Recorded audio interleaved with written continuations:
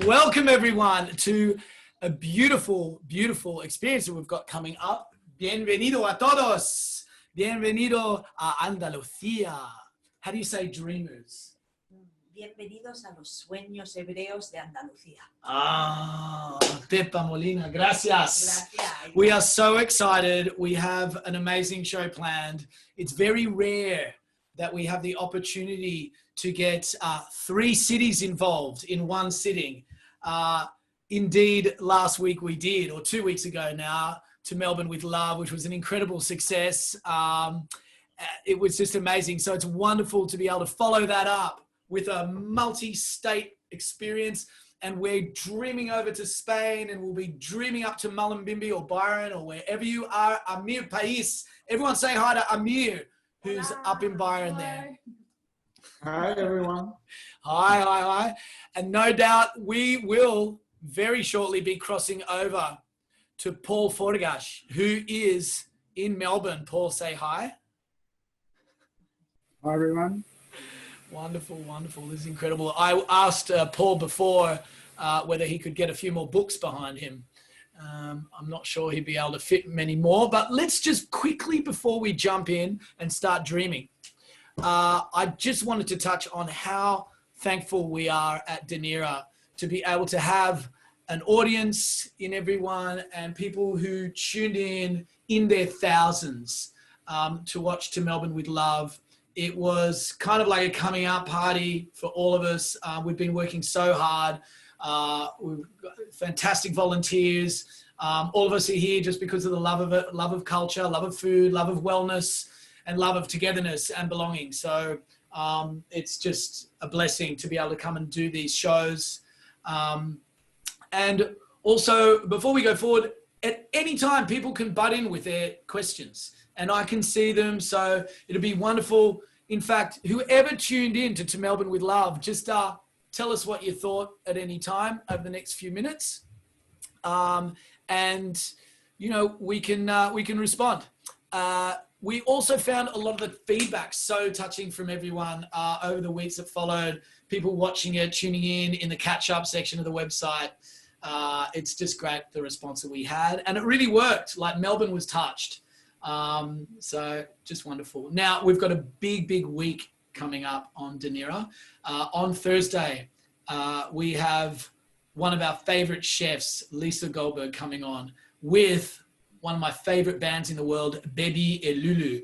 They're doing some French cabaret for a show called Cabaret et Crème Brûlée. I'm not going to disclose exactly what we're cooking because I'm not sure that we've announced it just yet, but let me tell you, it's delicious.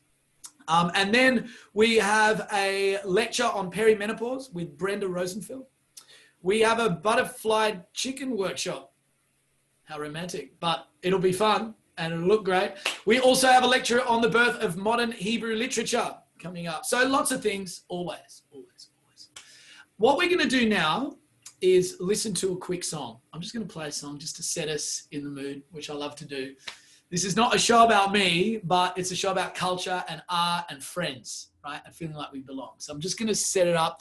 Now, I'm going to play a Ladino song called Los Bilbilicos to just get them tasty. And I'm sure either Amir or Paul will go into depth of what Ladino music really is all about, its influences, where the tapestry of these musical languages find themselves. So, actually, before we do, I'm just going to close these windows here just in case. See, we're in Bondi and anything could happen at any stage. Okay. Los Bilbilicos. I'm not much of a flamenco guitarist. Vamos allá. Los Bilbilicos cantan con suspiros del amor. Los Bilbilicos cantan con suspiros del amor. Mi neshama, mi ventura está en tu poder. Mi neshama, mi ventura está en tu La rosa en florece en el mes de mayo. La rosa en florece en el mes de mayo. Mi neshama, mi ventura está en mi poder. Mi neshama, mi ventura está en tu poder.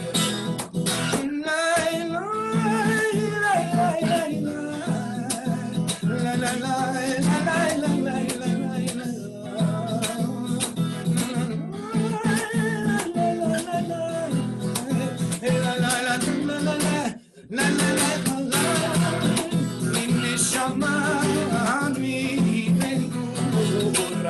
está en tu poder. Y me llama mi ventura está en tu poder. Boom. Okay. Yeah. Something to get us started anyway. Okay, so let's just meet the people who I'm sitting next to. I'm going to move a little further back now. Feels good. In our new little studio. So happy to have you here. Firstly, to welcome back to Dunera is someone who's become a dear, dear friend. Very close. We've worked very closely on a lot of these projects. And just so lovely to have you back. You work so hard. You have a vision. You execute the vision beautifully. And we are so looking forward to seeing some more of your work. Eliza Cooper, director, choreographer, Hello. dancer. Hi. Hi, Space everyone. age, cool haircut. Yeah, new hair. It's amazing hair. Come on, I want to hear a comment about Eliza's hair. No, anyway, how are you today? I'm good. I'm good. I'm really excited for today's episode. Why are you excited? I'm excited because for the past year I've been studying flamenco with Pepa, and we got to make a collaboration film for tonight's video. So I'm so excited about it. And you've probably got a lot of friends tuning in as well. Yeah, a lot of friends probably tuning in, and a lot of the flamenco community and the broader dance community as well watching tonight. So it's really excited. Wonderful. Exciting. Well, thank you for having, thank you for being here is what I want to say. Thank you for having us. And now I turn to a very, very skilled master of a dance form that we're going to discuss in a lot of detail, as well as the culture that goes with it. Please welcome to Synchronicity, Pepa Molina. Thank you. Thanks, Ilan. How are you today? Fantastic. I'm so excited to see Eliza's work. We had a fantastic film shoot on Monday. She worked amazingly, directing artistically all that footage, and I choreographed some beautiful music that Amir who's here on Synchronicity with us today.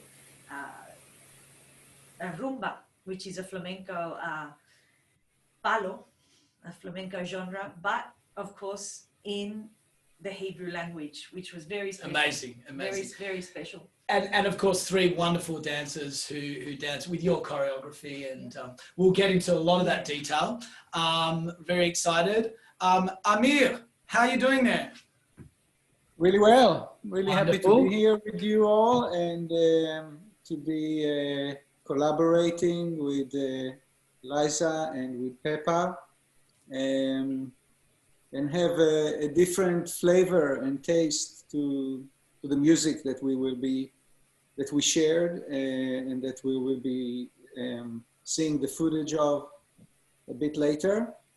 Yeah, first of all, it's a wonderful initiative that you guys are conducting there, Dunera, and this wonderful platform to connect with community and people. I think especially in times like these, where the world is a bit bananas, we have to find points of connection where we can feel our culture and our resilience and our connectivity.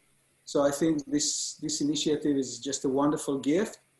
And I feel blessed, and so are my friends that are not here, but they participated with me. Avishai, Barnatan, Shai, Shriki, and Yoav Mashiach. I'm sure they would support what I just said, and happy to be a part of this. Thank you. Amir, you also, and it's such a pleasure having you back, I must say, because you did take part in our love letter to Melbourne 2 weeks ago, to Melbourne with Love. Yeah. You opened up with an incredibly beautiful Havdalah piece that we just loved. It set up the whole night with such a purpose and love. So thank you, and thank you for coming back. And thank you to your friends, musicians that we're going to see in these films coming up.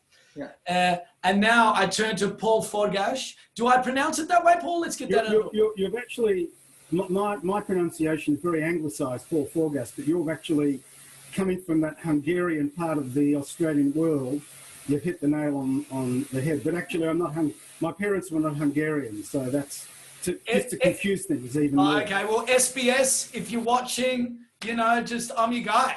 I can pronounce all those names. I'd be a good football commentator, I reckon. Anyway, Paul, who are you? What are you doing here with us? I mean, I heard about you for the first time about a month ago when Eliza mentioned you, because she's actually been to one of your talks. She's seen one of your talks, and we'll go into that. And she recommended you, and then we checked it out, and of course your name came up so many times since, and it's just so wonderful to have you here. What are you up to? What do you do? So, well, really, what I've done my whole professional life is some form of Jewish education or another, secondary school and tertiary level. So for about 10 years, I was actually head of the secondary school at Mount Scopus College, that I guess like the sister school in Melbourne of Mariah, I guess. That was a pretty stressful job. So when I had enough of that, I changed track and started teaching at the Australian Centre for Jewish Civilization, which is at Monash University. Taught Jewish history, Bible, probably for about 17 or 18 years. And then over that whole time, I've had a lot of association with the Jewish Museum of Australia. They have a very active community education program, so I do a lot of teaching. But more specific to today, over the past 10 years, I've actually been running a Jewish travel program for the museum as well. That's the tough part of my life, you know. So various European destinations, and over the years I've taken actually 6 study tours to Jewish Spain. So that's what's directly relevant to my discussion today. So I'm not going to be touching on Ladino. I'm actually going to be taking us back many, many hundreds of years before in the Judeo-Arabic world. So it's a much, much earlier setting that I'm going to be dealing with. Fantastic. Well, without further ado, and thank you, Paul, again for coming on board, and thank you everyone for being here. We have a lot of people here. That's so lovely, so lovely. So give yourselves a round. We're so happy to have you. I'm going to play this video now, which features Amir's music with his group Hamsa, with the musicians Shai, Shriki, Avishai, Barnatan, and Avishai Barnatan. And let me say that Avishai and myself are the arrangers, and some of the compositions are ours. And this is a project that we initiated, and we are supported by Shai, Shriki, and Yoav Mashiach. And Shai plays the oud. And Shai plays the oud. Avishai and myself are singing, and Avishai plays the ney, the Egyptian flute, and the harmonium, and Yoav Mashiach is on percussion. And Avishai and myself, we arrived here, Avishai, Barnatan, and me arrived here in Australia about 18 years ago with the band Sheva. We are co-founders of that phenomena. We love Sheva. And we are very blessed. We are very blessed to be here in this time and live in this grand island. Great. So what is fantastic, and we love having you here, obviously, Amir. Don't go anywhere. Don't go anywhere. So we also have dancers Elena Salerno, Antonietta Foldavari, not bad, Amari Leiva, who are dancing. They're the 3 flamenco artists, and Pepa did the choreography, and Eliza made the films. Now, what we're about to see is 4 short films, basically 4 songs in a row. And you will see mostly the flamenco dancers, but then for one song, you will see the band. Yeah, just hanging out. It's beautifully shot, though. And thank you to Carriage Works, who let us use it, and to Bondi Bolo. Good on yous. Thanks. Yeah. So I also want to thank Arterium, the artist, the photographer that we shot in his studio. He's a wonderful, wonderful photographer. So I'm going to ask everyone to sit back, enjoy a form that we don't often get to see, flamenco and some Hebrew dreams together. So it's just such a wonderful combination. I'm very much looking forward to. I'm going to ask Amir and Paul to stop their screens, and me too. Just please be patient while we line up the video.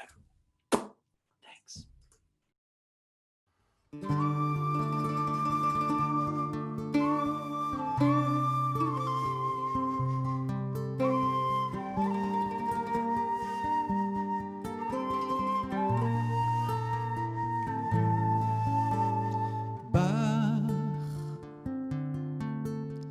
אמצע מקלט, אמצע מנוחתי, אבוא אלייך ממסע שאת נפשי נישא, מעיניי אסיר אבק ואת אומרי לי בוא אליי, אש שורפת געגוע בליבי, אבוא אלייך מבקש, כל גופי לוחש, בואי והראי לי את הדרך להגיע לגן.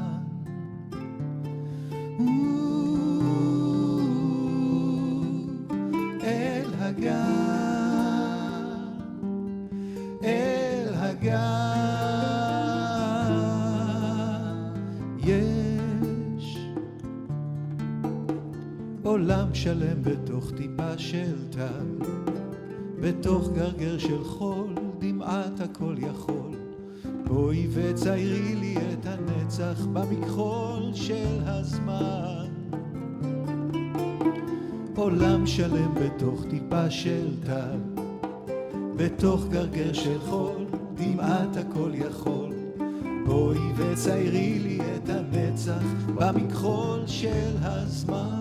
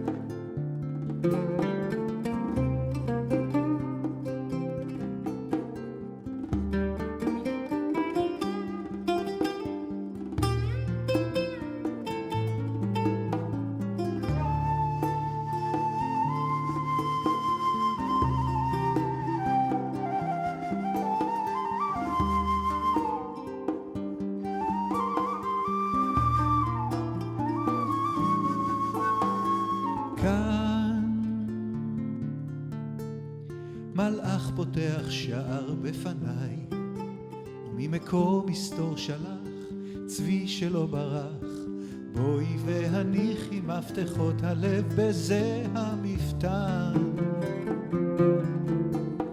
מלאך פותח שער בפניי, וממקום מסתור שלח צבי שלא ברח, בואי והניחי מפתחות הלב בזה המפתן.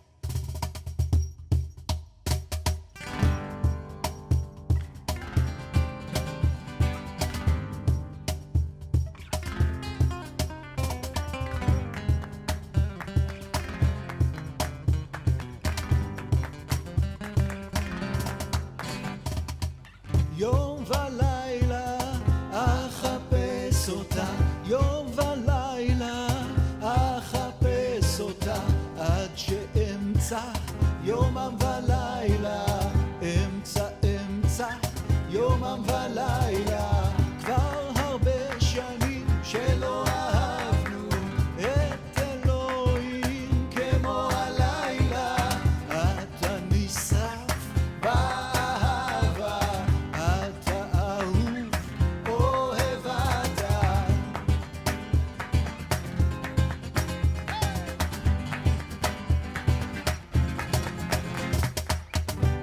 גם על הבדידות פוסע לאט ופוקח עיניים לנשר המשיל הקרב,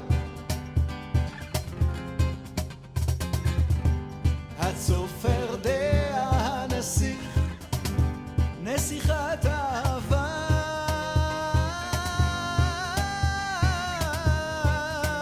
לחיים מדבר והאואזיס הוא את, מי זאת עולה מן המדבר, מעיין נובע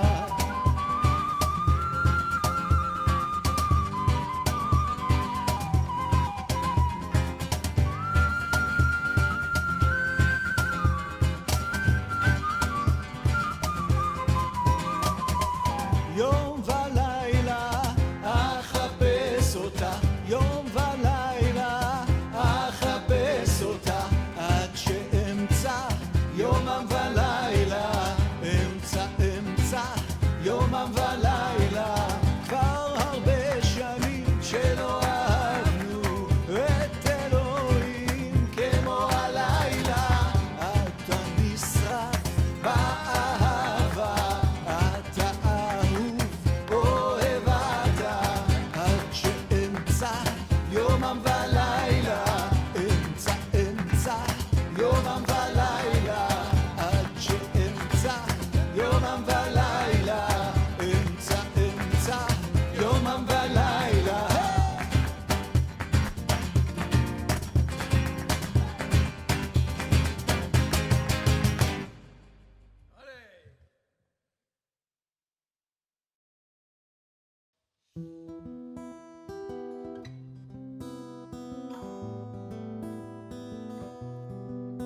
שים שלום, טובה וברכה, חיים, חן וחסד, צדקה ורחמים עלינו. שים שלום, טובה וברכה, חיים, חן וחסד, צדקה ורחמים עלינו. וברכנו אבינו כולנו כאחד, ברכנו אבינו כולנו כאחד, באור פניך שים שלום, טובה וברכה, חיים, חן וחסד, צדקה ורחמים עלינו. שים שלום, טובה וברכה, חיים, חן וחסד, צדקה ורחמים עלינו.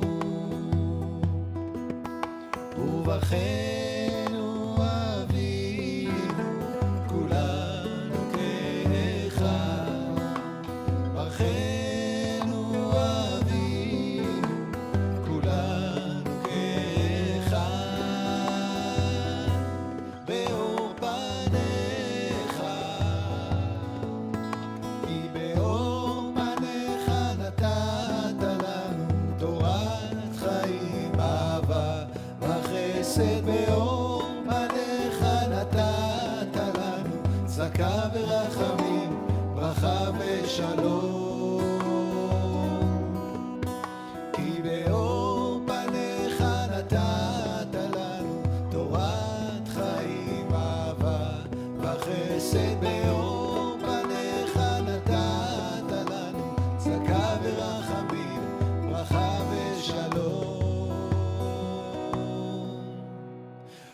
رب العالمين الله رب العالمين الله رب العالمين الله رب العالمين الله رب العالمين الله رب العالمين الله رب العالمين الله رب العالمين الله يا رحمن يا رحيم ملך יום הדין עבדוך עבדים עבדוך מלכים יא רחמן יא רחים מלך יום הדין עבדוך עבדים עבדוך מלכים Where there is hatred let me sow love Where there is ignorance pardon Where there is doubt let me be faith Where there is despair let me be hope Where there is darkness let me be light And where there is sadness let me be joy Lord make me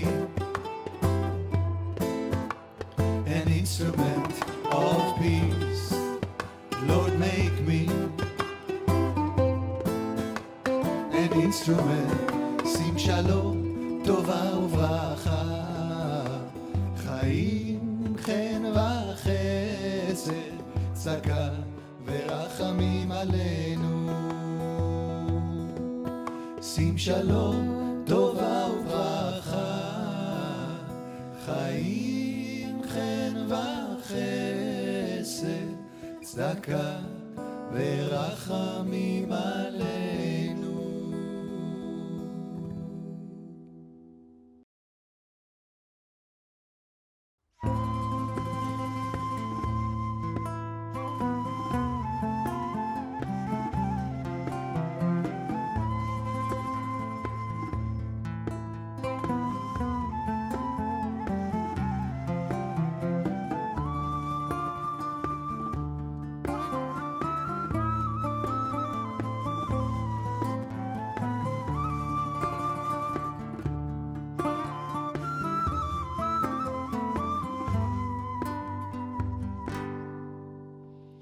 שיר למעלות, אשא עיניי אל ההרים, מאין יבוא עזרי.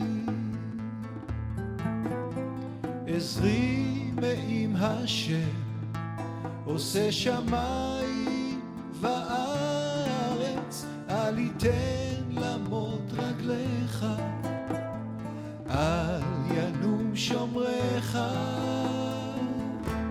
הנה לא ינום ולא יישן שומר ישראל, השם שומרך, השם צילך, על יד ימינך.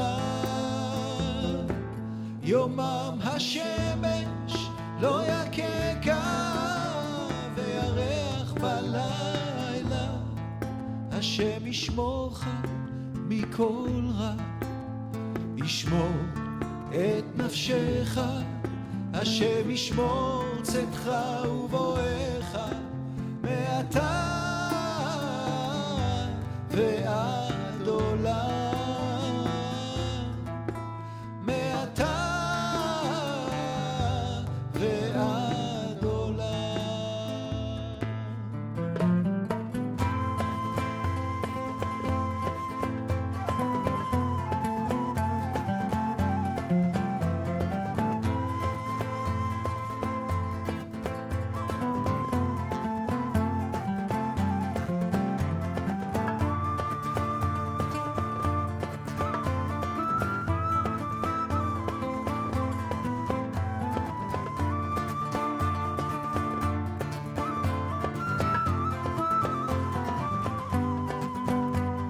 שיר למעלות, אשא עיניי אל ההרים,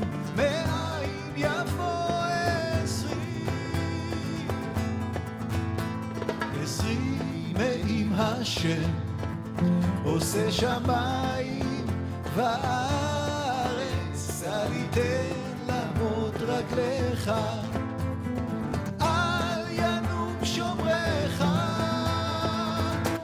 הנה לא ינום ולא ישן שומר ישראל, השם שומרך, השם צילך, על יד ימינך. יומם השמש לא יככה וירח בלילה, השם ישמורך מכל רע, ישמור את נפשך, השם ישמור צאתך ובואך מעתה ועד עולם, מעתה ועד עולם.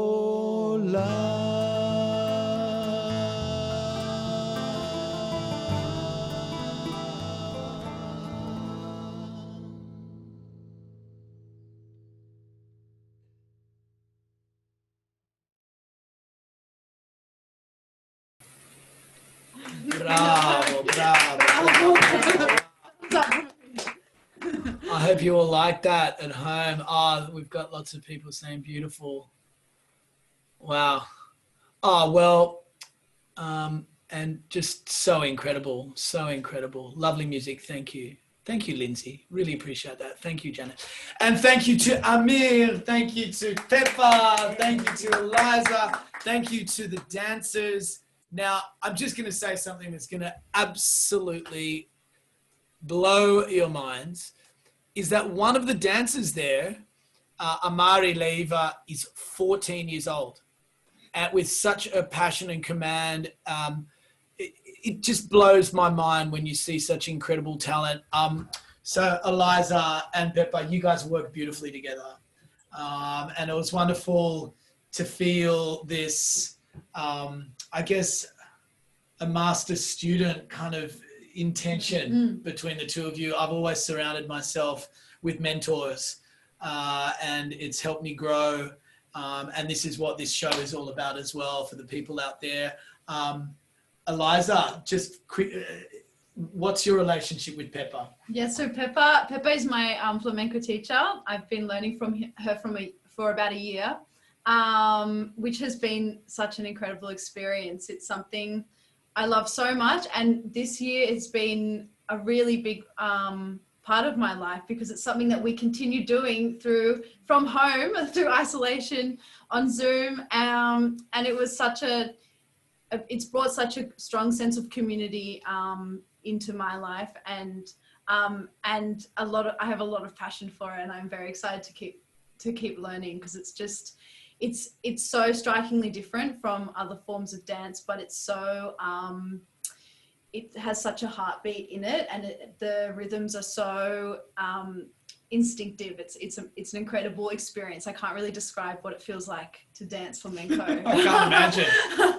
It's just wonderful to see. And Pepa, the choreography and the relationship that you had with the dancers on the day when we were shooting, you could just feel this wonderful rapport and this huge amount of respect for you. Pepa would stand next to the dancers and clap in a very distinct rhythm as they dance. And it was like a conductor. It really was. If you've seen symphony orchestras, it did feel like there was something very complex there underneath the simplicity of what was going on. Indeed, yeah, congratulations on being such a wonderful inspiration to people, and certainly with this video we can see that, you're making people's lives brilliant. Oh, thank you so much, Ilan. I just want to comment before I comment on my wonderful performance group. Las And speak up Flamencas. over this way. Yep. Las Flamencas. Everyone wants to hear you. Yes. Of course. Eliza has just been amazing. Like, you know, I just feel so blessed that I've met her and she's come into my life as well, because she's such an inspirational person. You know, she's an amazing contemporary dancer. Here, amen.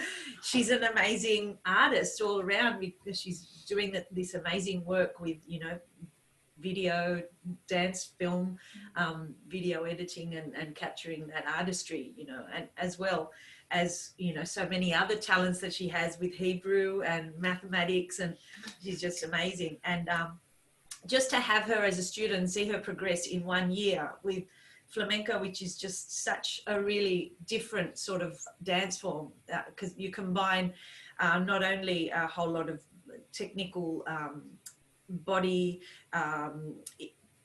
you have to dominate your body in so many ways, rhythmically, with your core, all the body extensions and the movements. But, you know, just seeing her in 1 year advance so much has just been amazing. So I just have to say that for Eliza, because it's just really fantastic to see you flower and now I'd like to, and I ditto, it's amazing to work with you, Eliza, really wonderful. We're very thankful at Dunera. You put so much into it. I will get back to the technical and the history and the progression of flamenco with you in a sec. I just want to turn to Amir now. Amir, you're very passionate, clearly, about the weaving of cultures. And this is something that's come up in quite a few of our conversations. How did it feel to watch back some flamenco over Hebrew music? This is the first time you've seen the video, more or less. I'm sure you saw some snippets. Yeah. And beautiful music. I mean, really, you guys have a symbiosis that it must be so wonderful to play with your friends as well. Yeah. Yeah, definitely. I mean, well, first, I've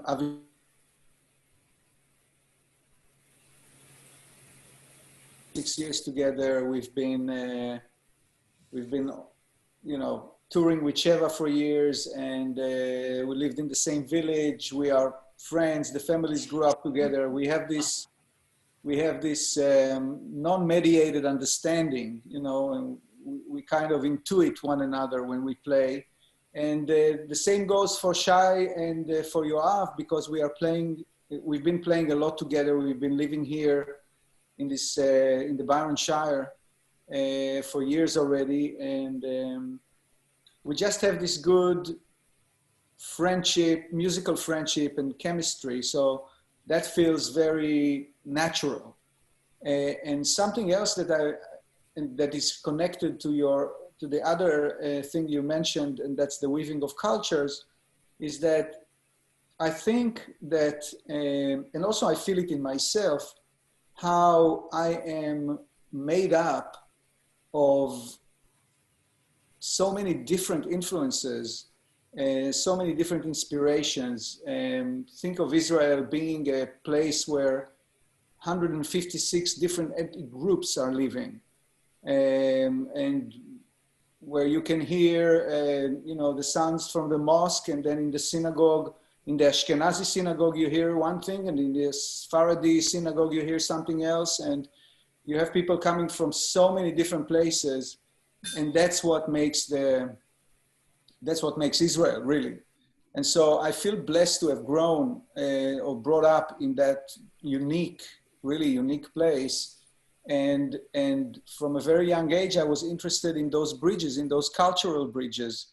That later on led me and Avishai and our friends in Sheva also, and beyond, led us to do a lot of peace activism, to do this kind of work where we feel like we are contributing to the healing of people through weaving cultures and different styles of music. So I feel when we are using ancient texts, for example, when we are using the prayer book, the Hebrew prayer book, and we are taking excerpts from it, and we combine it with St. Francis prayer, like in Sim Shalom, in that song where you see the band, and we combine it with Arabic, I feel that this in itself is already healing in so many ways. It is rippling out the fact that those cultures are stemming from a very human place. And that human place is quite universal.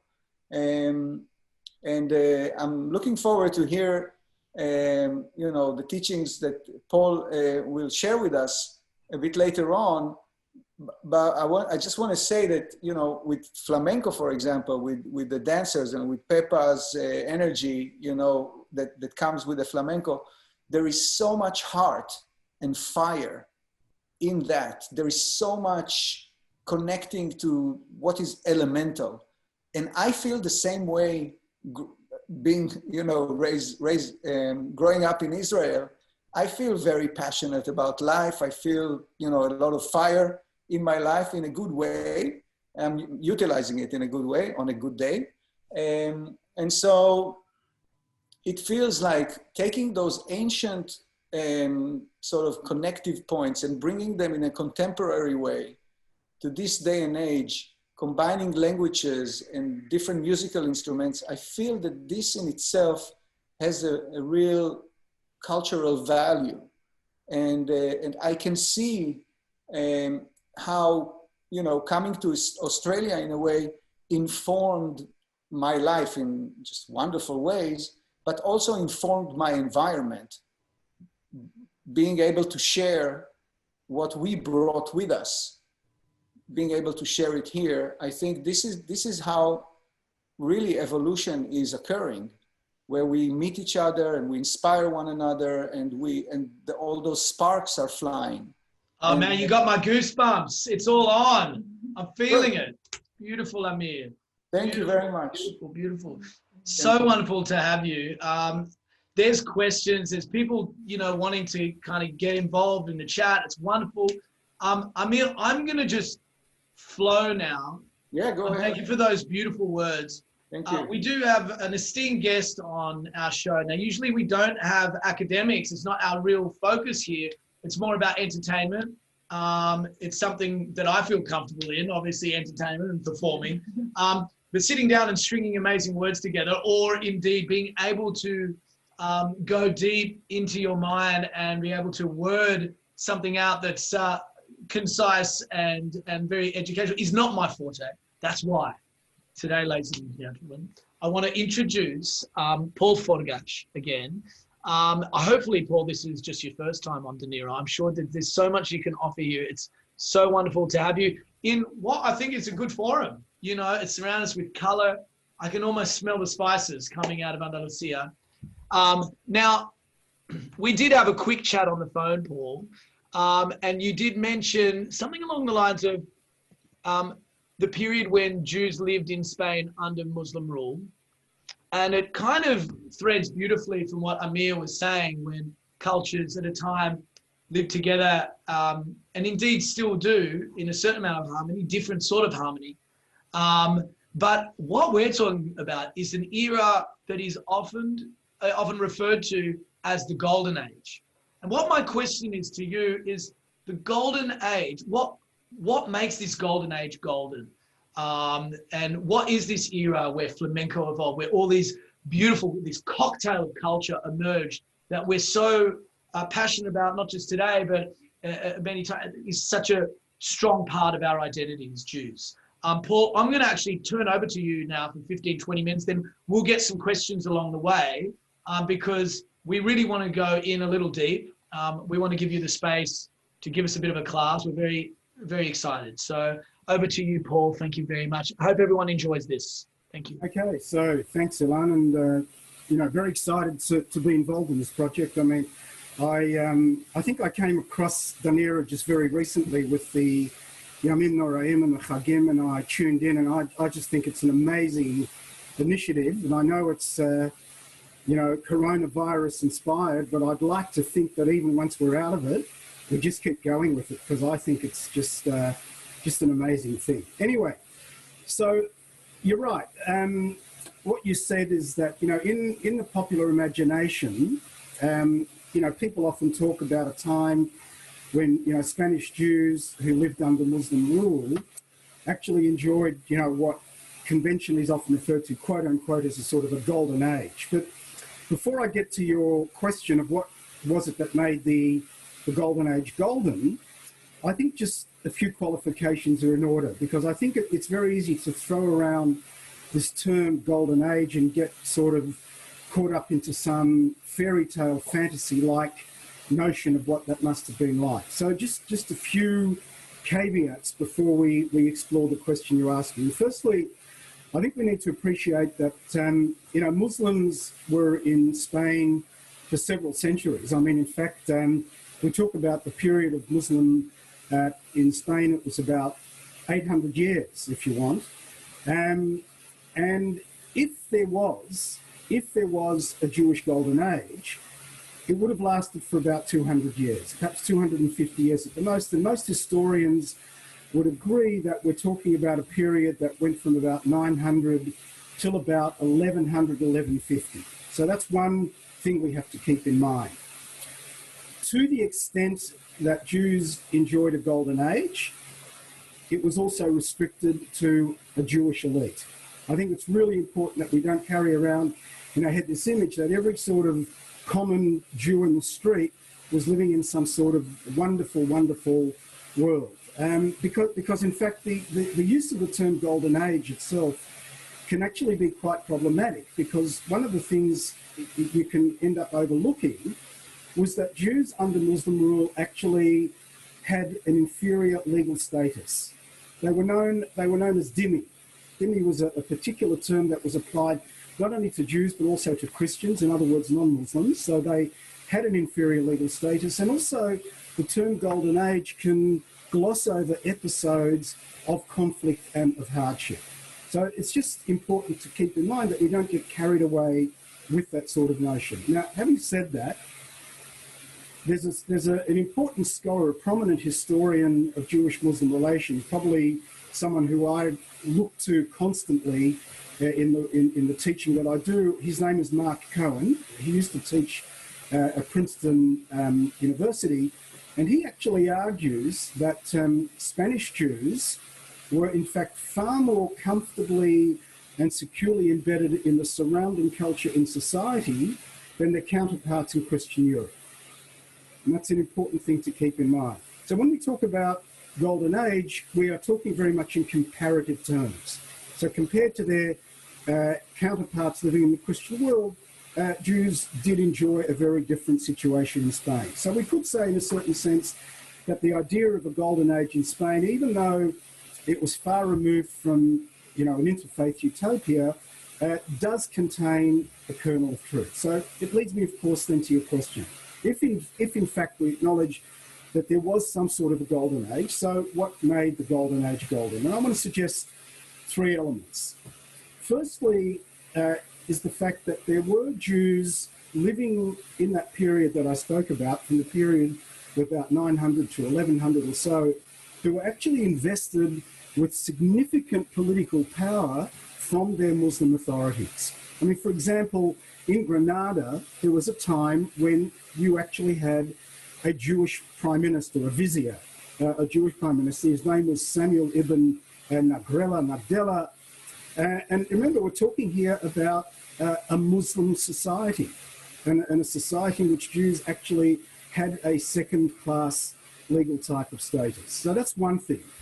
The other thing that separates it out as a golden age is that Jews living in Muslim Spain actually maintained a very, very close engagement with Rabbinic Judaism.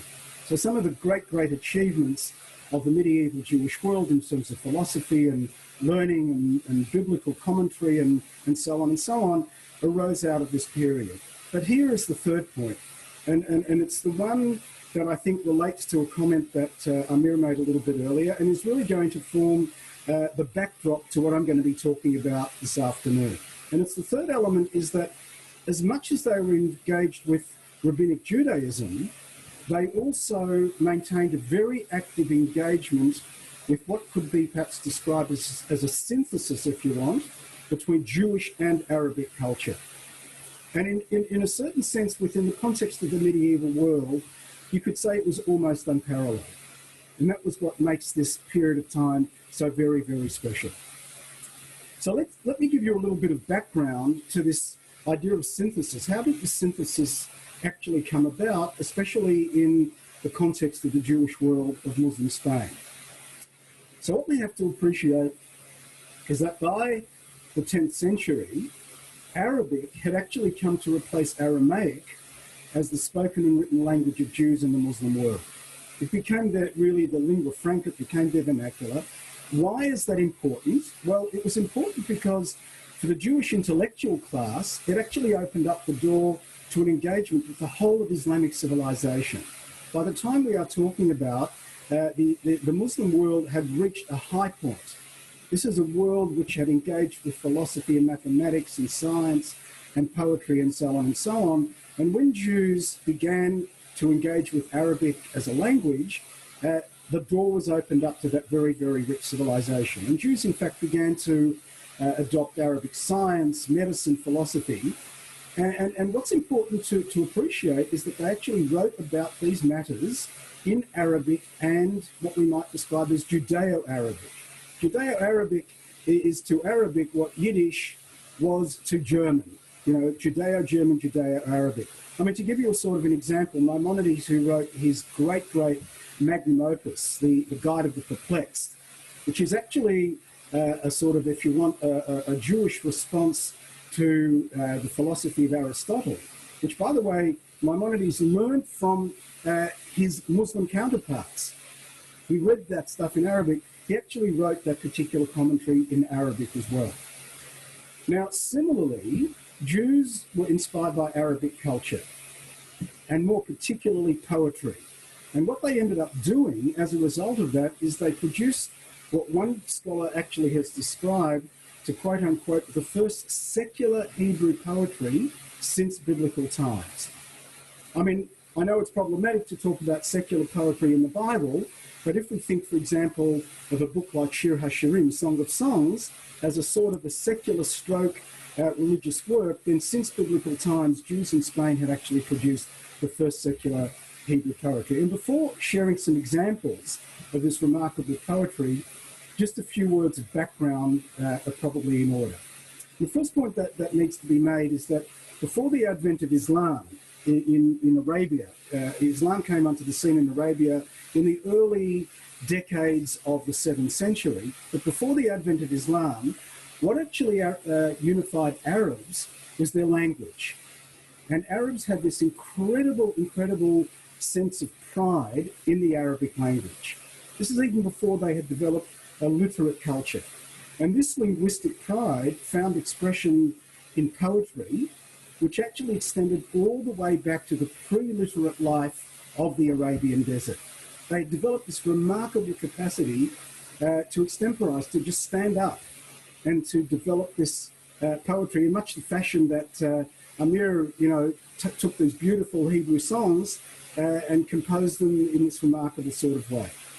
What then happens is that after this pre-Islamic phase, we then start to see, with the advent of Islam, we actually see the emergence of a class of professional poets who are actually supported by the royal and wealthy patrons in the cosmopolitan culture of Islamic cities like Baghdad, like Damascus, like Cairo.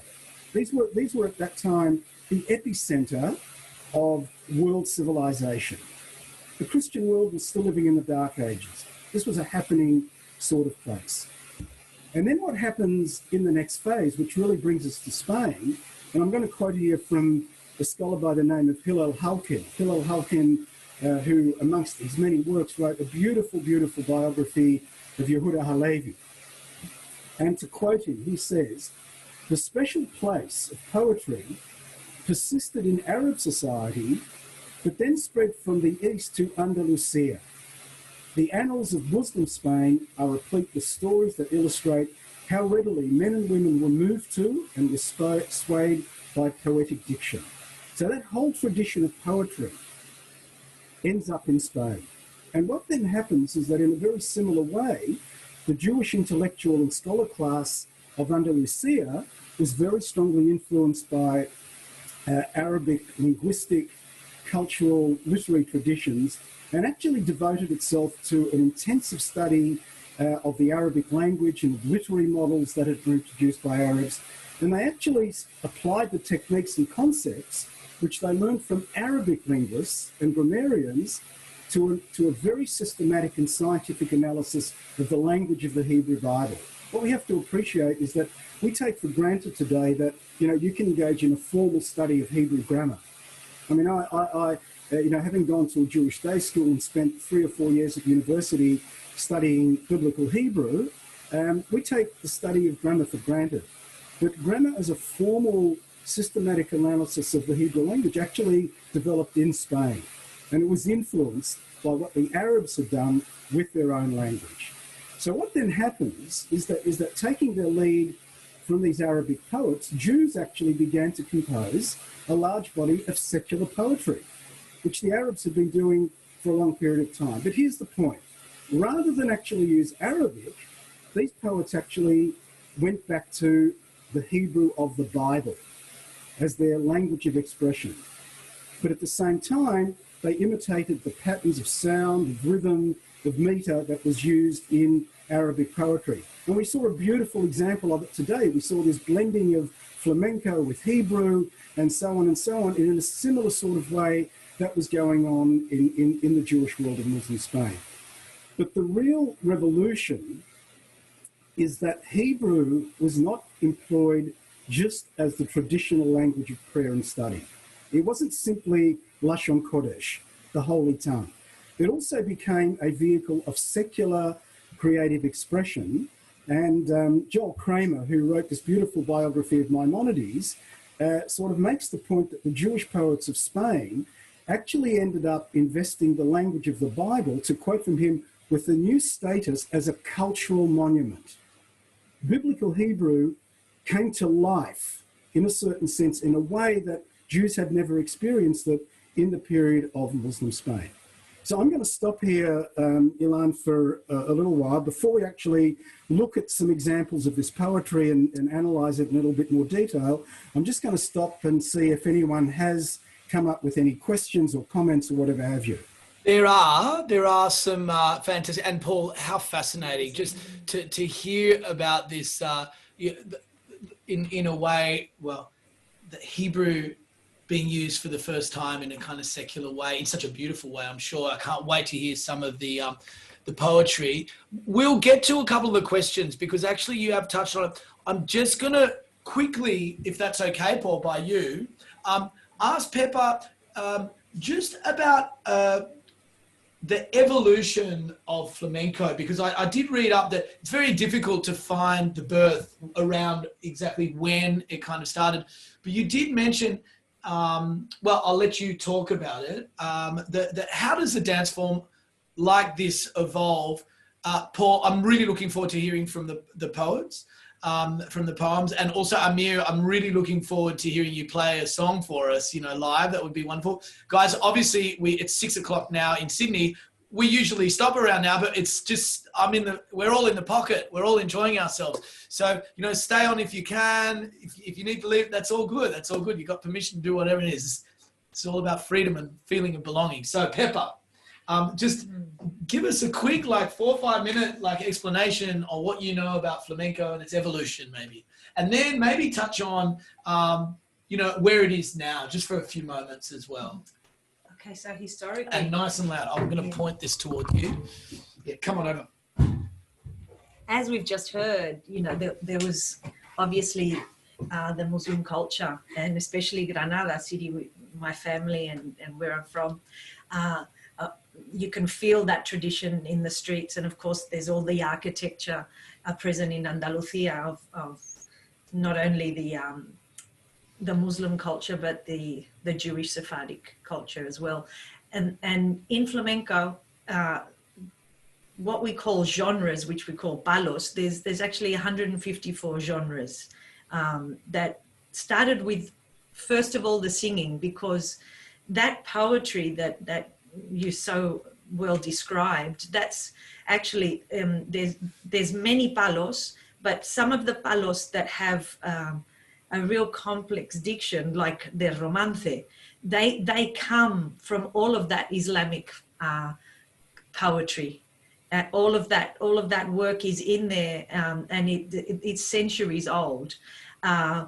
So what really came around in flamenco, I mean, the first thing that you know, historically we hear about is, of course, in the 10th century, how the gypsies came from India and traveled through Egypt and then arrived in Andalusia, no? So hence the word gitano, gypsy, which comes from the word Egyptian.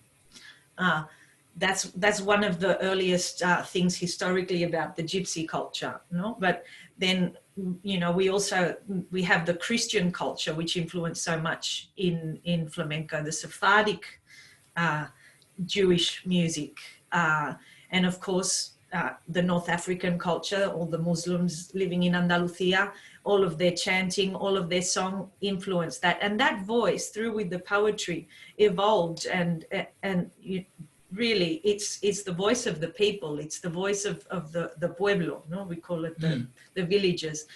They are the ones that made up the genres in flamenco. There's, you know, all these complex genres come from all that rich tradition in poetry of all those cultures that lived in Andalusia and contributed. You know, we all have a little bit, I think, you know, of all of those cultures in us. And I hear that in the complex polyrhythms of the feet, that certainly the Indian influence there with the tala over there, you know, you're doing all that stuff. It's incredible. I mean, I didn't even know about the Indian influence there. So yeah, continue. Definitely.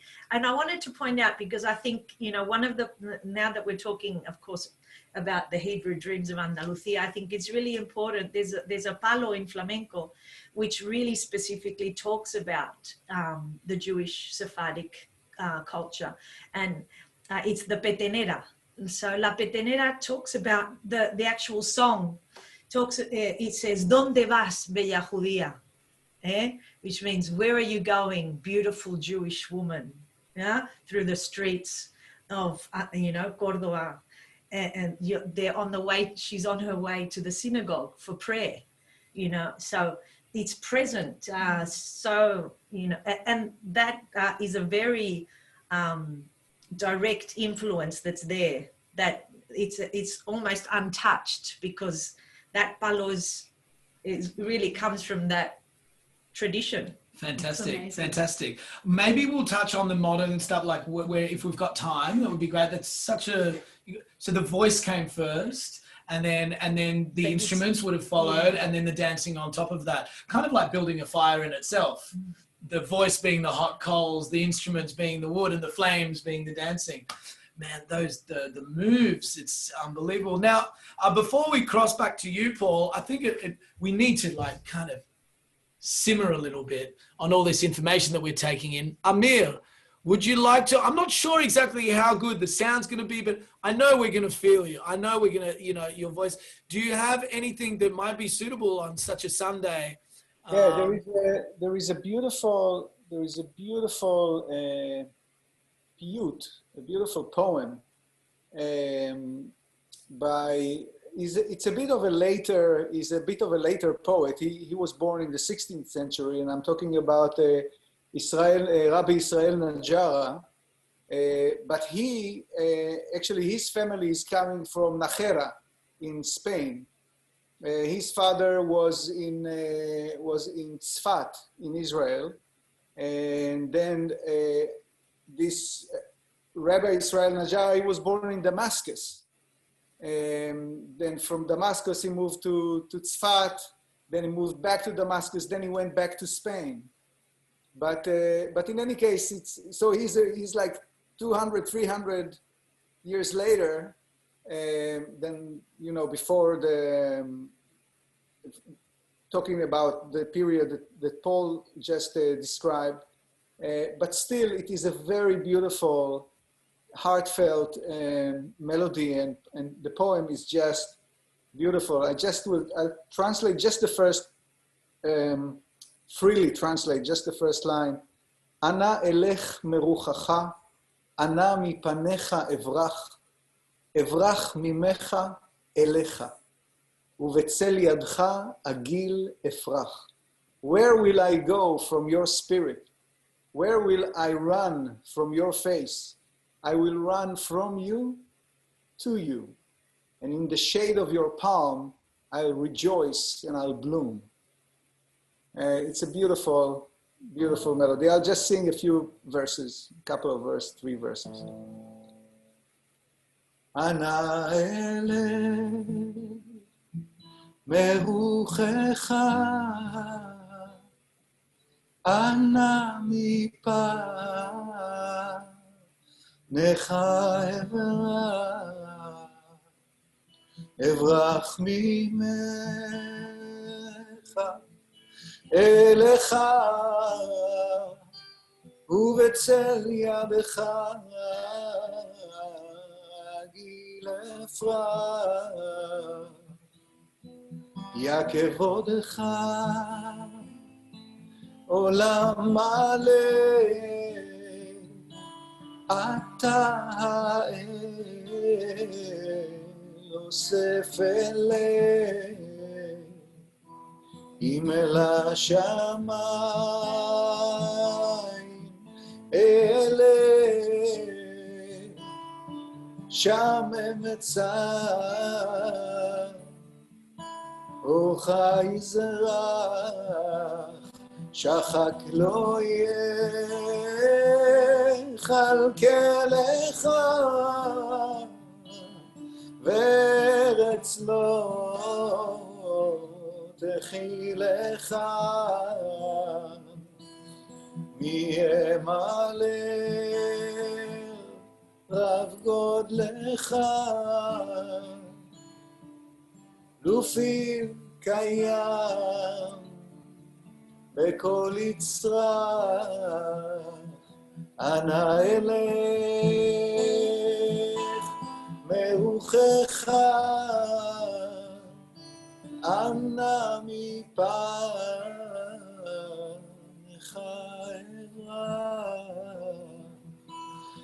אברח ממך אליך, ובצל ידך אגיל אפרת.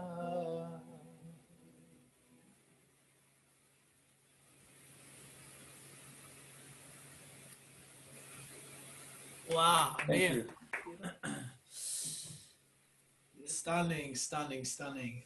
Before we cross back to Paul for another little short lesson, I just wanted to mention there are a lot of dance fans out there who are tuning in. We are going to be screening another flamenco video at the end to end today that these guys worked on. Very exciting. We will even hear the feet, I believe, of the stomping. We've got some footwork in there. And we still have people on here. I mean, it's just so incredible. And just before you go on, Paul, we have a few, wonderful messages. Firstly, Amir, there's a lot of messages here sending love hearts and just, beautiful, beautiful. So thank you. Loving learning the history too. And then actually Amir added something. David, yes, although there are distinct characteristics to each of those genres. Yes, so it's a response. Thank you, Paul, for your nuanced and detailed description from Lindsay Thorpe. Then Debbie Roditis. I'm not Jewish, but my favorite Ladino song is Abraham Avinu. Abraham Avinu. Hey, I love that one too. Well summarized from Jack Agion, 800 years of history, Paul. As is aid in Hebrew, al regel el had. Okay, thank you, Amir. Thank you, Amir. Okay, so we still have a great amount of people on board. Paul, just for another, say, 5-10 minutes, please just expand on some poetry, and then we will end with some wonderful, more music. Thank you, everyone who's tuned in. Keep on. This is beautiful. Paul, over to you. So thanks, Ilan. So just going back to a point that I made a little earlier, as I said, it's important to appreciate that these Hebrew poets did more than simply emulate the styles and forms of their Muslim counterparts, because the secular Hebrew poetry of Muslim Spain actually imitated the content and the themes of this Arabic literary tradition. And especially, they wrote about themes of love and wine. So let me begin by sharing a couple of examples of what we might describe as the wine poetry of these Hebrew poets. And I have to say that you have to appreciate that it loses in translation. You really have to truly appreciate this, you have to go into that thing. But anyway, let's have a look at this this first poem, simply called Wine. Red to the eye, sweet to the drinker. It is poured out in Spain, but its bouquet reaches India. And when it's in the bowls, it is feeble, but once it goes to the head, it holds sway over swaying heads. The wretch, whose heart's blood is mixed with his tears, banishes his sorrows with the grape's blood. And as the goblets make the rounds, passing from hand to hand, it seems as if the friends are casting lots for a diamond. And then we have this poem, A Wine Song for Spring. And the poet here tells us the cold season has slipped away like a shadow. Its rains are already gone, its chariots and its horsemen. Now the sun, in its ordained circuit, is at the sign of the ram, like a king reclining on his couch. The hills have put on turbans of flowers, and the plain has robed itself in tunics of grass and herbs. It greets our nostrils with the incense hidden in its bosom all winter long. Give me the cup that will enthrone my joy and banish sorrow from my heart. The wine is hot with anger. Temper its fierce fire with my tears. Beware of fortune, her favours are like the venom of serpents spiced with honey. But let your soul deceive itself and accept her goodness in the morning, even though you know that she will be treacherous at night. Drink all day long until the day wanes and the sun coats it silver gold, and all night long until the night flees like a Moor, while the hand of dawn grips its hair. So those are just a couple of examples of this wine poetry, and I just want to offer a few important words of commentary, because what we need to appreciate is that this poetry was not written simply to be enjoyed at one's own leisure. It was not poetry that sort of was meant to be read in the privacy of one's home, but actually Raymond Scheindlin, who was one of the leading scholars of this poetry, actually tells us, and I'm quoting one verse from him, he says, Hebrew poetry about wine presupposes a communal situation in which wine is actually drunk at a wine party. So this is not a group of people just sitting in their lounge room enjoying this poetry. It's coming together, and if we take the words of this poem quite literally, shukering all day and shukering all night, to the accompaniment of this wonderful poetry. And according to him, many sources describe, quite surprisingly, the wine drinking practices of upper classes of Muslims in Spain.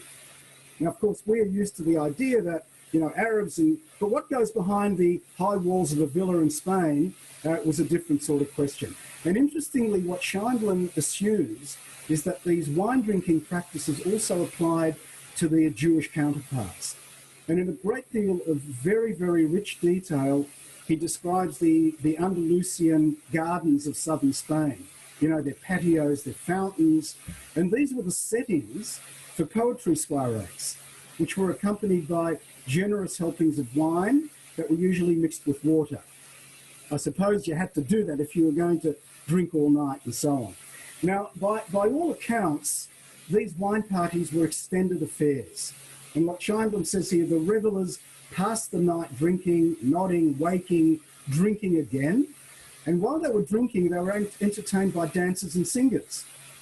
And at the same time, they would also recite and discuss each other's poetry. People actually wrote poetry for these occasions. They would get up and recite, and people would discuss them. And what's wonderful, in a very rich description, much more detailed than I'm giving here, is that Scheindlin actually describes what these wine parties actually look like. Revellers sitting on cushions alongside small tables, And you even had a specially trained wine pourer, a wine pourer who was known as a saki, who was in attendance. And what's remarkable is that these wine pourers were usually adolescent boys on the cusp of adulthood, but sometimes the wine pouring was done by girls in short hair but dressed up like boys. And Shai says that the task that they performed in wine pouring was done, and I love this quote, with flirtatious charm, right? So in other words, there was a distinctly erotic element that characterized these gatherings. But what's interesting, and I want to turn now to the last part of my presentation, to love poetry, the erotic dimension of the wine poetry, of the wine party, is also reflected in Spanish Hebrew love poetry. And the object of the poet's love interest can either be a young woman or in fact it can be a young man. And these young men and women who are being written about are on the cusp of adolescence and of adulthood. And I think it's important to appreciate when you read these poems is that the young woman is often referred euphemistically to a doe, and the young man is often referred to as a fawn. And often the beloved in the poem is not described as actually being in love, but simply arousing love in the admirer. So you actually end up reading these poems and you read about a love that is never consummated, but is actually frustrated. It's unrequited love. And here's one other point that I need to make before I'm going to share a couple of examples of this love poetry with you. These poems are erotic and not pornographic. And I really want to emphasize that. What do I mean by that? Rather than resort to explicit language, the poets actually employed literary allusions, suggestive language. I'll give you a sort of an example. The lover can be described as knocking on a young woman's door, or his hands can be grazing in her garden. I'm assuming here I don't have to elaborate and explain. I'm assuming here that you're all adults enough to get my drift on this. And a number of these elements are particularly well illustrated in these two poems that I want to share with you. And the second of these actually exemplifies a distinctly homoerotic dimension in Hebrew love poetry, quite remarkably. So I'm going to share another of these poems with you. So let me just bring my screen up. So, by the way, here you have this example of what you would see in Spain, you know, this garden, the wine drinking party that I spoke about. But let me share a couple of these poems. So the young woman is being written about here as the graceful doe. And the poet writes and says, she has snared my heart with the breasts that lie upon her heart, a heart of stone, and yet it brought forth two apples. They stand guard to the left and to the right like lances. Their fiery nipples burn in my heart, though they never come near me. Their mouths have drunk my blood. They have felt no shame at all. This doe violates the laws of God with her eyes. She kills me with malice aforethought, yet no one avenges me. Have you ever seen the heart of a lion joined to the eyelids of a gazelle? Her eyelids have learned to tear like a lion. They hurl sharpened arrows at me. They drain my heart's blood to the dregs. They are out for my life. Now, one day, when I was reeling like a drunkard, longing for the wine of her love, she dispatched envoys to me, bearing greetings and complaints. And when they returned to her, she begged them, "O messages of peace, come again and yet again." These tidings seduced my heart and revived my spirit. But one day, when my hands were grazing in her garden and fondling her breasts, she said, "Now take away your hands, they are not skillful enough." And her words were so seductive that they melted my heart. "Do not touch me, friend. I do not like those who hurt me. My breasts are soft and sensitive. Enough. I shall refuse, one and all." And now we have a poem about the treacherous fawn. And we have to remember here that this poet, who is a male, the object of love interest here is a fawn who is an adolescent boy, and he says this: "My heart's desire, my eyes delight, the heart beside me, and a cup in my right hand." So the wine drinking element enters this poetry. And he says, many denounce me for loving, but I pay no heed. Come to me, Fawn, and I shall vanquish them. Time will consume them and death will shepherd them away. Oh, come to me, Fawn, let me feast on the nectar of your lips until I am satisfied. Why? Why should they discourage me? If there be any sin or guilt in being ravished by your beauty, let the Lord be my judge. Do not let your heart be swayed by the words of my tormentor, that obstinate man. Oh, come, put me to the test. So he was lured, and we went to his mother's house. And there he bent his back to my heavy yoke. Night and day I was alone with him. I took off his clothes, and he took off mine. I sucked at his lips, and he suckled me. But once his eyes had done away with my heart, his hand fastened the yoke of my sin, and he looked for grievances against me. He raged and shouted in fury, enough, leave me alone. Do not drive me to crime. Do not lead me astray. Oh, do not be unrelenting in your anger, Fawn. Show me the wonders of your love, my friend. Kiss your friend and fulfill his desire. If you wish to let me live, give me life, but if you would kill me, then kill me. So these are two wonderful, wonderful examples. Yeah, right, absolutely, Ilan. Hot. It's kind of like, wait, just a minute. I just gotta get this. It's a bit tight around my neck at the moment. Yeah. And I want to finish off with a couple of remarks, because this is what's really interesting. And just before you do, straight after you do just close here, Paul, we're going to pretty much go straight into the final videos, because it's nearly 6:30. Paul, you are an academic superstar, rock star in a sense. Never before would I dream to be able to have this sort of conversation on this show, and it's just wonderful. So go ahead, please, Paul. So the last point that I really want to make is this, is you see, whilst our discussion has focused on this secular Hebrew poetry, and I mean amazing, I mean who would have imagined that in the medieval world Jews were writing about this stuff? It's also important to recognise that the creators of this poetry also borrowed elements from Arabic poetry for use in the synagogue as well. So some of the most inspired liturgical poetry, some of the stuff that we read on Yom Kippur, for example, before Ne'ilah, came out of this period of time. It was inspired by Arabic poetry as well. But here is the thing. This is the real surprise. The very same poets who were celebrating wine drinking and erotic love and homoerotic love, those very same poets were writing the most inspired synagogue poetry as well. In other words, we're talking here remarkably about rabbis, scholars, religious folks who actually had this capacity to live in two worlds. They could actually live in two worlds. And that's what I find so intriguing about the Hebrew poetry and the poets of modern Spain. They actually point to an early pre-modern Jewish community that could actually straddle two worlds. In other words, they lived in their own social framework, but they were actually similarly influenced by the surrounding culture much, much more than any other rabbinic community that we know about of pre-modern times. They were grounded in Arabic language and literature. They participated in various professions. They occupied public positions of responsibility. But finally, and this is where I'll finish off, they remained pious, they remained loyal to their Jewish heritage. But when one looks also at their writing, there was also a pang of guilt and conscience that accompanied that.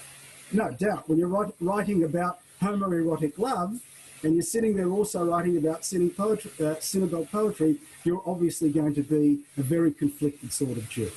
So with that, I finish, Ilan. Thank you for offering me this time. This is like a 3-hour lecture that I've tried to sort of compact into about 30 minutes or so. But thank you for the time. Fantastic, Paul. Amazing. Yeah, Beautiful, wow. beautiful. I hope everyone is still enjoying Dunera tonight, Synchronicity. Fantastic. Yes, indeed, Paul. We are a bunch of contradictions, no doubt. And also we have such potential to, find that artistic side, but also, of course, there remains that guilt side of us that will, forever be knocking on that door. But geez, some of that poetry was just fantastic. I'd just like to give a thank out just before we carry on to my mother, who, you know, who just blatantly in the middle of the chat says, turn your video off, as in talking to me, turn your video off. Thanks, Ilan Kidron. Thank you so much. Everyone saw that, how rude we were being, but actually we were having a quick discussion. I turned around to Pepa and said, please mention the costumes in the thing. So our mind does wander. Yeah. Nothing against your talk, Paul. It was fantastic, but I just said, oh, look, don't forget to mention the costumes. So a couple of people were involved in the costumes. Some were contemporary, some were very traditional. So there's a combination. So one of them, some of the accessories are from my travels as I travel back to Spain once or twice a year to work and acquire a whole lot of costumes and things. So I have to thank Virginia Ruiz from Flamencarte, who does some amazing work for us. There was also El Agua Flamenco, who's locally here from Sydney, and La Morena, who is also our beautiful seamstress that we have as well. Wonderful, thank you. And just before we play this video, guys, it's so amazing that you all have stayed on. Excellent, Paul from Leon Man, thank you. Thank you, Dunera. Aviva Sheb, fascinating. I want more. Well, you can have more. There's more coming. Maybe we should also ask Paul and Amir, when can everyone catch you next before we do the video? Of course. What events are coming up that people can listen more? Yeah. Well, the next thing I'm actually doing is an 8-week, a 6-week or an 8-week series at the Jewish Museum of Australia, which is actually on the Dunera site, and it's called the Immoral Bible. Wow. Okay. So, thank you. It's looking at all the schmutz in the Bible and trying to make some sense of it. You know. Great, Amir. Yeah. For me, I'm just finishing a new album, and it's going to be out soon. I'm working on video clips over it, and just look me up in the, either on my music page on Facebook or Spotify. Just become a listener and. Amir, you know what? I'd love you guys. I've been thinking about doing this for a while. Can you make us a beautiful Spotify playlist of music that you love that we can put on Dunera? Just some fantastic music. I would love to do that. That would be fantastic. Great. We'll have to talk about that. Talking about other platforms, Spotify is great. We also have an Instagram and a Facebook. Get on there if that's your shtick. Yeah. And I was just going to say, and Pepa has something coming up, but it's being postponed. So first of all, because there's been some amazing things we talked about, and I haven't given a special thank you to my amazing performance group, Las Flamencas, Mari Leiva Urtua, Antonieta Foldavari, and Elena Salerno, who work very hard during the year. They come to my intermediate and advanced class, but they also attend our performance group class, where I direct a professional dance company, and we do a lot of corporate work, festivals, which this year everything has been cancelled. So this was just such a fantastic opportunity to get them out and performing. Thank you so much, Ilan. Pleasure. It means so much to us and to them as well. They've worked so hard on this. And thank you, Eliza, as well. As you know, all the artists around the world, we've had to reinvent ourselves. And I had a major international production this year that was postponed now to 2022 because I had international artists coming from Spain. Jesus Fernandez, who's a flamenco dancer, award-winning flamenco dancer, and David Vázquez, a fantastic flamenco singer as well. So unfortunately, and Paco Lara, who's a guitarist, but he resides here, he's from Spain, and Mark Van Dornum, who also resides here. Unfortunately, everything that's international has been postponed till 2022. So we have things in the woodwork, but who knows when they're going to happen. We're waiting to see when they come to fruition. It'll happen. Yes, it'll happen. That'll be at Riverside Theatre. Great. So look up Pepa Molina if you want to catch the live show when it happens. Yeah. Okay, guys. Well, without further ado, we're going to play one more video. I believe it's like 2 songs together. It's 2 songs. Fantastic. Now, coming up on Dunera, we've got a lot on there. So all you need to do, I'm not going to go through everything, but there's some great shows coming up. You just go to dunera.org.au. Now, we are always after new contributors, people like Paul, people like Amir, people like us, who just want to give of themselves and show people and teach people and be on board. Please just submit a form in if you've got something interesting to add to the site, or you have any ideas to introduce us to anyone. You know what I mean?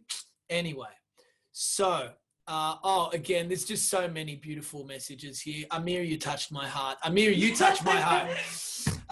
And thank you, Dunera. Thank you, Paul. Again, it's just fantastic. And Mavis Becker has put his email on there. Thank you. I'm not sure what that's about, but thank you. Bring on your emails, guys. In the meantime, have a beautiful, beautiful, beautiful week coming up, guys. We are now going to see a little bit more from the dancers. Pepa's work, Eliza's work, and Amir's work. Oh, no, I believe this music is different. Pepa's choreography, and then it's just my editing. Great. So what we're going to do is play that, and, we're going to finish straight after that. So we're not going to come back and say goodbye. This is goodbye. Paul, Amir, thank you. Thank you so much. And thank you everyone who came on board Synchronicity on Dunera this week. I just can't wait to see everyone again. I love you all. And until then, Leila Tov. Good night, everyone. And thank you. So here we go. Let me just line it up. And thank you for all your beautiful messages. It's just incredible to have you. So that's the first one. No, that's the right one. Is it? Okay. I think that's the right Oh, I did the wrong. This one. Great. Now to go back to, and then mute everything. Vamos allá.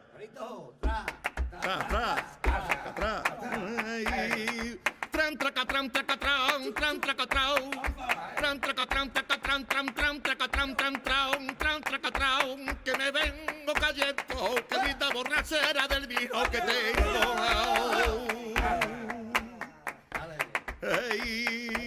Al pan no le llaman paja, que le llaman palitroque, porque ha venido y una orden, ay, que la mire y no la toque, ay, y al pan que no le llaman pan, que le llaman palitroque.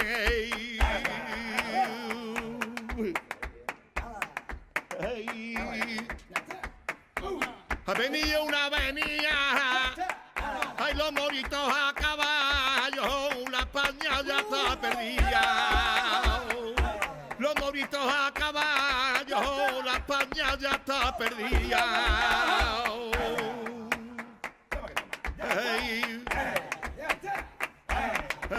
Ay, al tirar, hay una piedra. Ay, se dio el tiro que pa' jugar el perao que con ella, y que ya, que con ella, y que ya.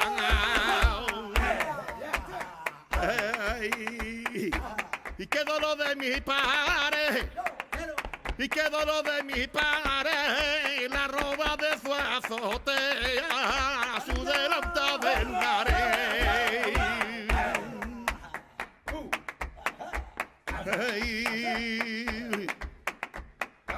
Mi abuelo tenía un cortijo que era un pedazo de gloria. En el cortijo hay un borrico que le daba vuelta ya a la noria. Mi abuelo que tenía un cortijo que le daba una vuelta a la gloria. No me mire ni me hable, no me mire ni me hable. Tu gente sana y tu cuenta va a haber una ruina grande. Marga medio compañerita, va a haber una ruina grande.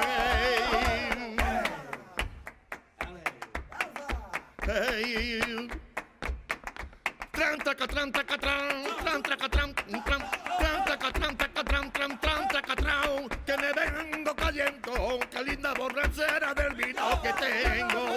Ole mi Juan, ay que mi niño y un caso de pan. Ole mi Juan tran tran, ole mi Juan tran tran, ay que mi niño y un caso de pan.